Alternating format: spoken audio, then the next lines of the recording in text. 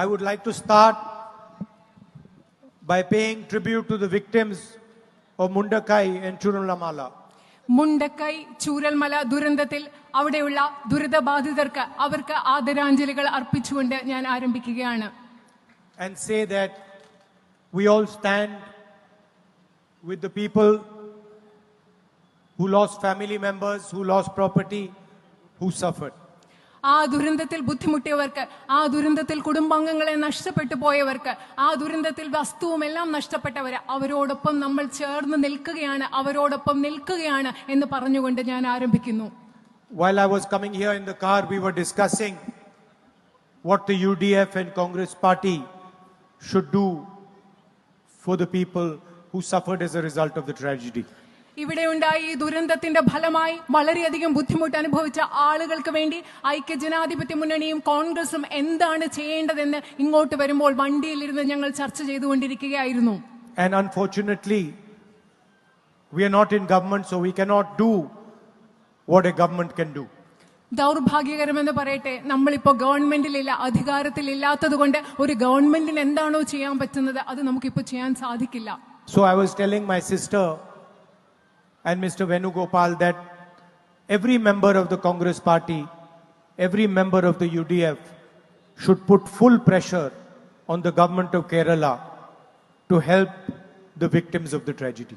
അതുകൊണ്ട് ഞാൻ എന്റെ സഹോദരിയോടും ശ്രീ വേണുഗോപാലിനോട് പറയുകയായിരുന്നു, കോൺഗ്രസ് പാർട്ടിയുടെ ഓരോ വ്യക്തിയും ഐക്യജനാധിപത്യ മുന്നണിയുടെ ഓരോ പ്രവർത്തകരും അവിടുത്തെ ദുരിതബാധിതരായ ആളുകളെ സഹായിക്കാൻ ഈ ഗവൺമെന്റിനോട് സമ്മർദ്ദം ചെലുത്തണം എന്ന് ഞാൻ പറയുകയായിരുന്നു. And we also remember the spirit of the people who were victims of the tragedy. ആ ദുരന്തത്തിൽ ഇരകളാക്കപ്പെട്ട മനുഷ്യരുടെ അവരുടെ ഒരു ചൈതന്യം, അവരുടെ ശക്തി, അതും നമ്മൾ ഇപ്പോൾ ഓർമ്മിക്കുകയാണ്. We saw with our own eyes the shopkeepers who opened their shops for victims and allowed them to take whatever they needed. അവിടെ നമുക്കറിയാം, നമ്മൾ ഞങ്ങളുടെ കണ്ണുകൾ കൊണ്ട് കണ്ടതാണ്, അവിടെ ആ ദുരന്ത ബാധിതരായവർക്ക് വേണ്ടി സ്വന്തം കടകൾ തുറന്നു കൊടുത്ത് എന്ത് വേണമെങ്കിലും എടുത്തോളാൻ പറഞ്ഞ കച്ചവടക്കാരെ നമ്മൾ കണ്ടതാണ്. We saw how the people of Kerala supported the people of Wayanad.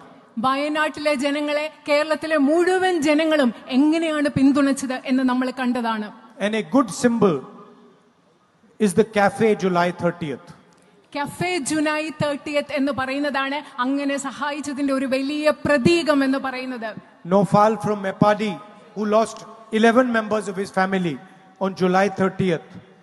Few days back he opened a cafe called July 30th to honor his wife's dream of opening a cafe. കുടുംബാംഗങ്ങളായ 11 പേരെ നഷ്ടപ്പെട്ട നൗഫൽ എന്ന് പറയുന്ന ആള് ആ ദിവസത്തിന്റെ ഓർമ്മയ്ക്ക്, July 30ന്റെ ഓർമ്മയ്ക്ക് July 30 എന്ന് പറയുന്ന ഒരു കഫേ അവിടെ ആരംഭിച്ചു, പ്രത്യേകിച്ചും തന്റെ ഭാര്യയുടെ ജീവിത പങ്കാളിയുടെ ഓർമ്മയ്ക്കായി. And next time I'm in the vicinity, I will go to his cafe to give him my support. ഇനി ഞാൻ ആ കഫേയുടെ അടുത്ത സമയം ഞാൻ അവിടെ പോയി അദ്ദേഹത്തിന് പിന്തുണ കൊടുക്കാൻ വേണ്ടി ഞാൻ ആ നൗഫലിന്റെ കഫേയിൽ പോകും. And I recommend all others, when they pass by, they should also go and have coffee there. ഇവിടെയുള്ള എല്ലാവരോടും ഞാൻ നിങ്ങൾക്കൊരു ശുപാർശ നൽകുകയാണ്, നിങ്ങളൊക്കെ അതുവഴി പോകുമ്പോൾ അവിടെ പോയി ആ നൗഫലിന്റെ കഫേയിൽ പോയി കോഫി കുടിക്കണം എന്ന് ഞാൻ നിങ്ങളോടും പറയുകയാണ്. It will not be a big thing for you. നിങ്ങൾക്കത് വലിയൊരു കാര്യമല്ല അവിടെ പോകുന്നത്. You will just go and have coffee. നിങ്ങൾ അവിടെ പോയി ഒരു ചെറിയ കാപ്പി കുടിക്കും. But you will give confidence to those who suffered in the tragedy. പക്ഷെ അതിലൂടെ നിങ്ങൾ ചെയ്യുന്നത് ആ ദുരന്തത്തിൽ ബുദ്ധിമുട്ട് അനുഭവിച്ച മനുഷ്യർക്ക് നിങ്ങൾ ആത്മവിശ്വാസം കൊടുക്കുകയാണ് അതിലൂടെ നിങ്ങൾ ചെയ്യുന്നത്.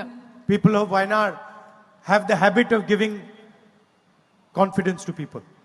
വയനാട്ടിലെ ജനങ്ങൾക്ക് മറ്റുള്ളവർക്ക് ആത്മവിശ്വാസം കൊടുക്കുക എന്നൊരു സ്വഭാവമുണ്ട്, ശീലമുണ്ട്.